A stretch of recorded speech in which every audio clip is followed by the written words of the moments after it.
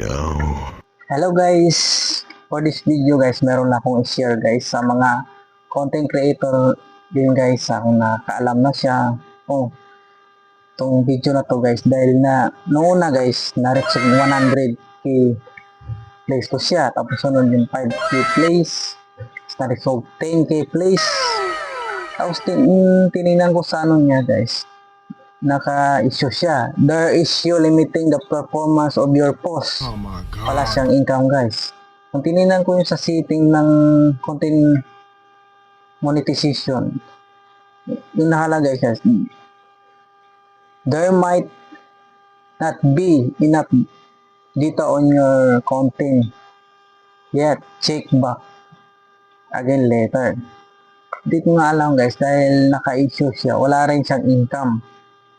Kaya nung sa content monetization ko, naka-issue siya.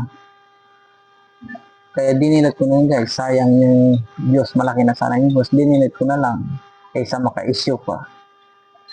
Sa mga nakaalam dyan sa mga content creator na kung alam niyo yan. Ano kaya ibig sabihin yun guys? Comment lang po dyan sa baba guys kung alam niyo. Thank you.